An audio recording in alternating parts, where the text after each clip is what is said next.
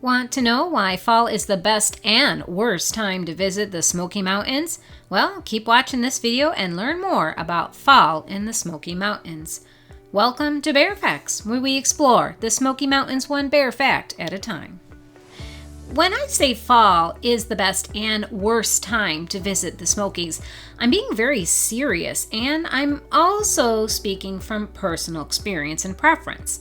There are many people who prefer summer and or even winter over the fall, but for the sheer beauty and color, in my mind, fall puts the other seasons to shame. But first, let me clarify what I'm talking about when I say fall.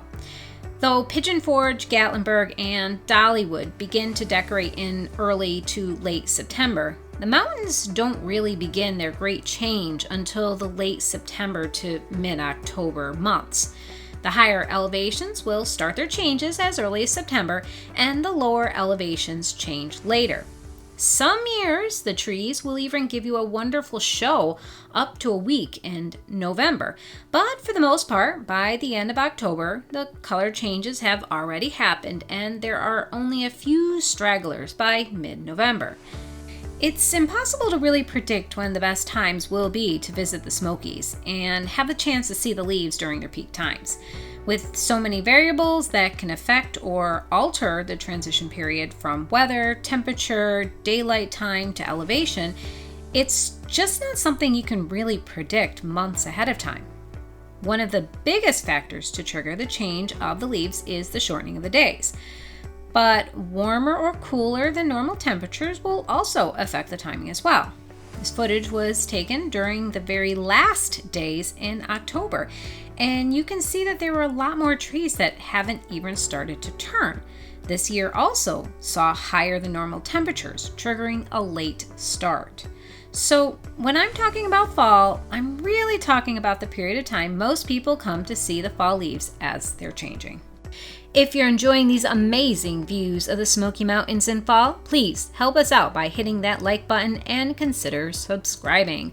Oliver's heading into hibernation soon and wants to see lots of likes before he heads into his cave for the winter. Okay, back to fall in the Smoky Mountains. There are very few people who know about the huge variation of vegetation found in the Smokies. In fact, there are up to 150 variations of just trees and shrubs that grow in the mountains, and this doesn't count the wildflowers and other plants that grow here. Now, I'm not much of a botanist, but I will try and give you some extremely basic information about the colors and changes you might see, as well as point out some of the plants that make up those colors. When you first enter the park, you might notice that there's a high concentration of yellow changing trees that grow up in these lower elevations. There really isn't just one kind of tree or shrub that changes into those bright yellows, but you will notice a lot of them as you're entering into the park.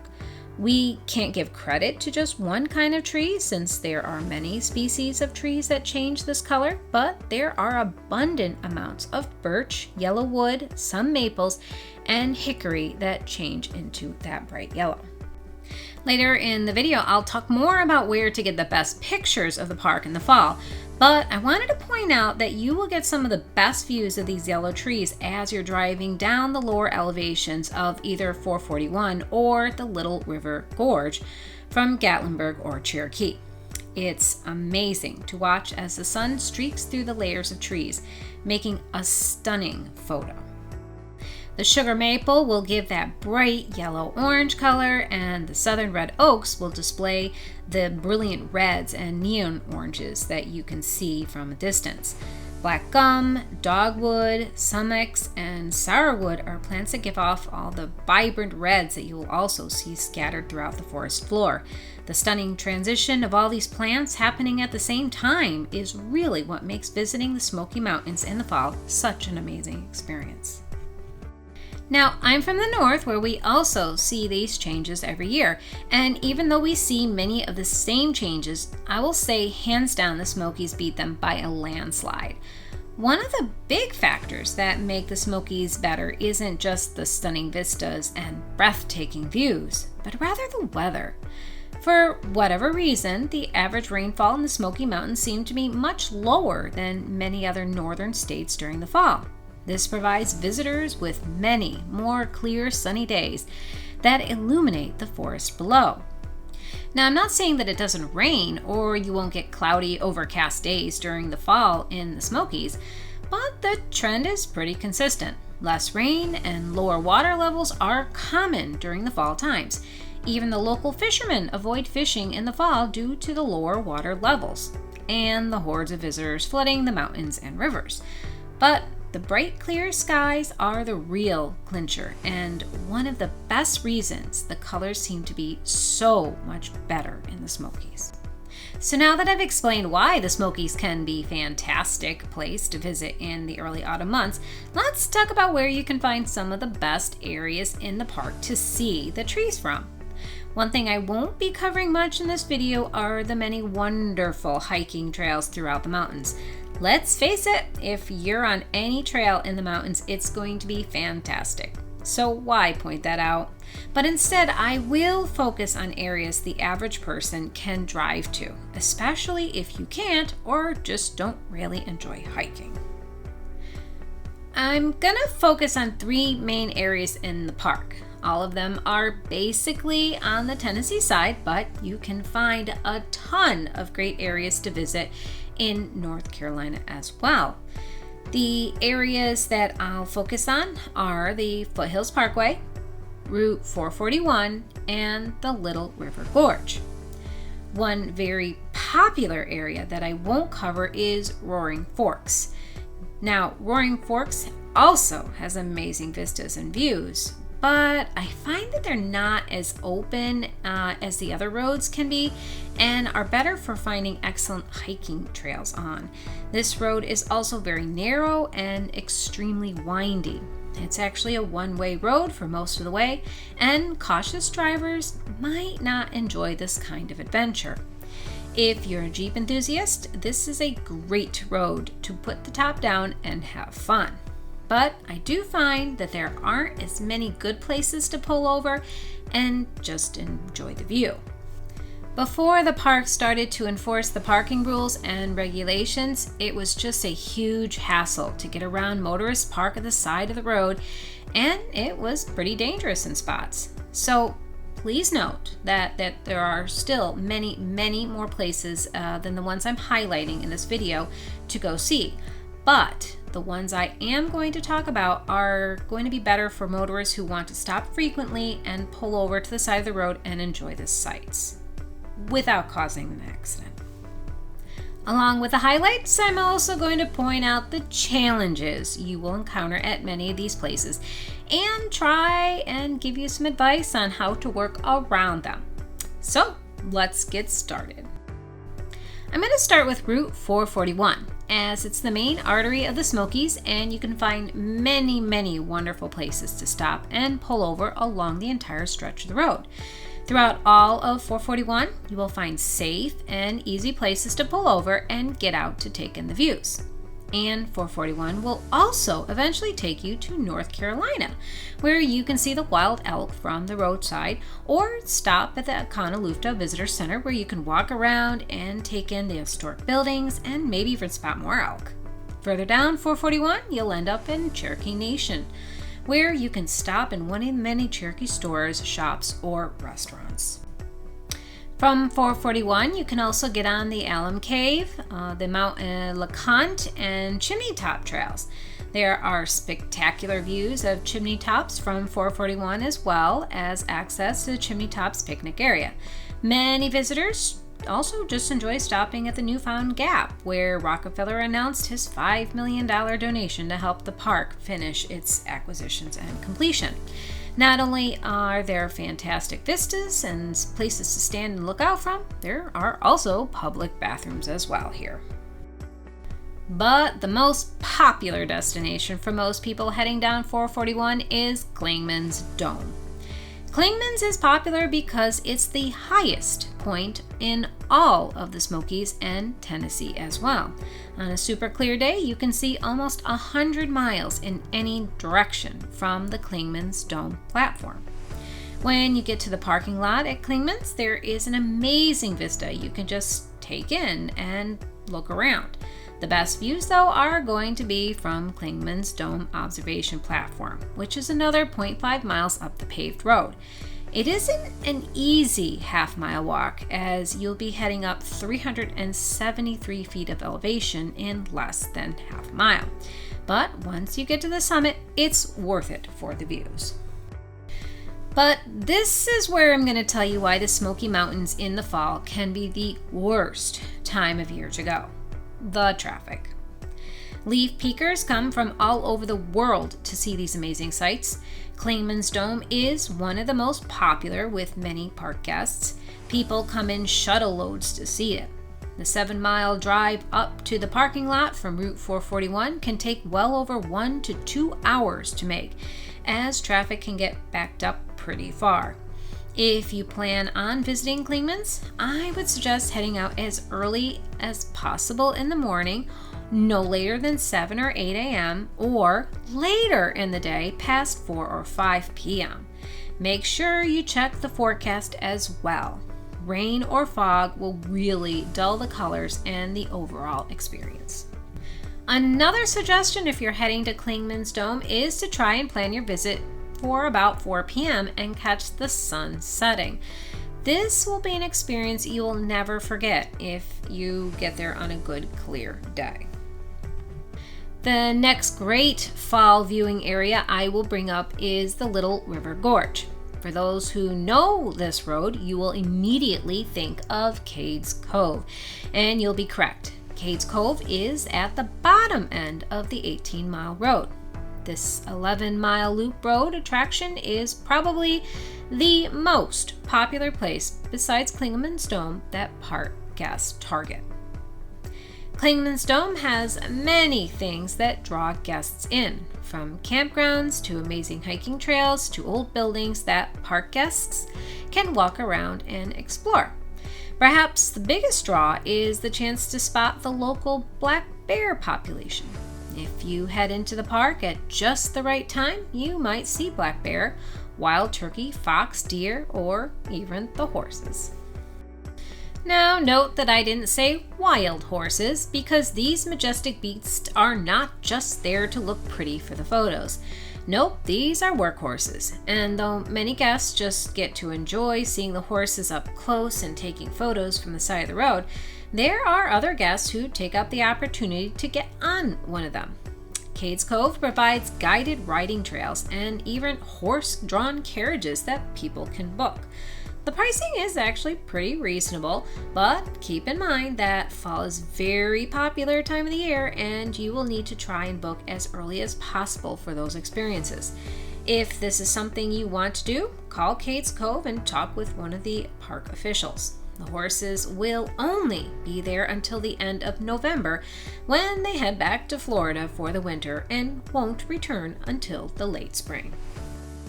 And just like Klingman's Dome, because this part of the park is so popular, the lines for everything, including the bathrooms, can get bad. When we were there this fall, the park was warning guests that the 11-mile loop could take up to 3 to 4 hours. And this was not an exaggeration. If this is something you really want to do, get there as early as possible, or even consider walking or renting a bike at the camp store to take on the loop. But not everyone can do this, so make sure you top off your gas and head to the bathroom before starting the loop. The first bathroom you can find is at the campgrounds just outside the general store. This is also where you can rent bikes for the day. The next bathroom stop is by the horse stables just as you enter the loop. You will need to drive a ways until you get to the next bathroom, which is by Abrams Falls Trail. Though this one is not well maintained and can get pretty well used.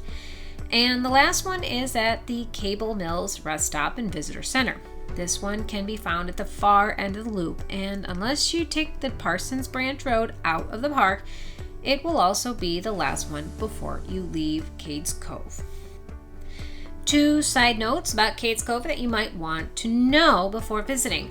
One is that you will have the highest chance of seeing wildlife early in the morning or later in the evening. The park does close its front gates at dusk, but they will still let you out. The other thing is to keep in mind that Cades Cove is closed to all vehicle traffic every Wednesday. So walking or biking will be the only thing you can do on those days. But if Cades Cove doesn't seem to be your thing, there are plenty of other amazing fall sights to be had on the Little River Gorge. Just like 441, there are many pullovers dedicated to folks who want to stop and take a photo. And though there are not as many scenic overlooks as on 441, you will be following the river most of the way, and there are some incredible places to stop and take in the views. There are many park guests that just bring chairs and sit to enjoy the water and the trees reflecting below. The Sinks is also a very popular place to stop and see along this road. This area of the Little River was partially man-made, if not by design, but by mistake that happened along the way, and is often enjoyed by daredevils who like to jump off a cliff or risk the rapids below in kayaks. Though it does look really cool, in the fall this area gets pretty busy and there is very little parking in the area. Seeing the Sinks, it's more about watching the strong rapids and the current below and less about the trees and other landscapes. So coming in the fall is not really as important. It's a nice place to check out any time of the year. Another area that is very well visited is Elkmont. Elkmont also has a camping area, but Daisy Town is the real draw for many day visitors. Often referred to as the Elkmont Ghost Town, this little area is one of the last places in the park where people actually lived and owned property in the Smoky Mountain National Park. When the park was created in the 1950s, homeowners were given the chance to be bought out or allowed to stay until the original owners passed on. For a time, these buildings, much like the remnants of the old lumberjack homes across the way, were left to rot and ruin. But more recently, the park has been renovating and revitalizing these old cottages and summer homes of the people who built up the town back in the late 1800s and early 1900s.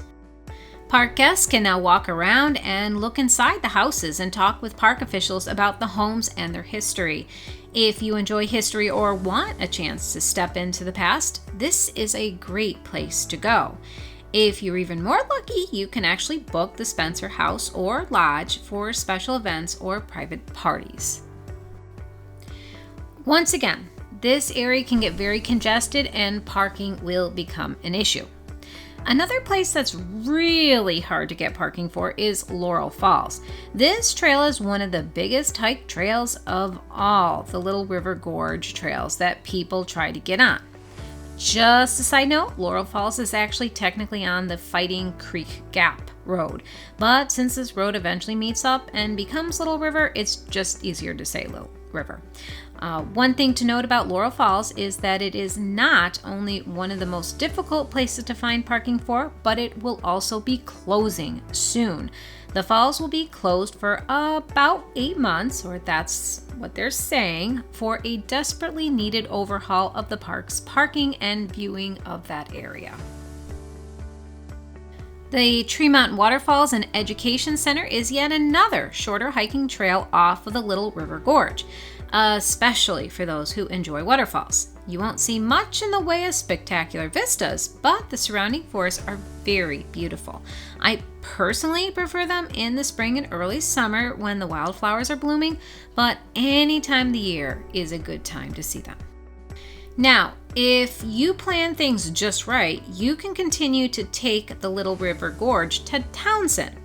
This part of the Smoky Mountains is known as the peaceful side of the mountains. Though they are well known for tubing, camping, and amazing walkways for bikers and hikers alike, they are also home to one of the many entrances to the Foothills Parkway.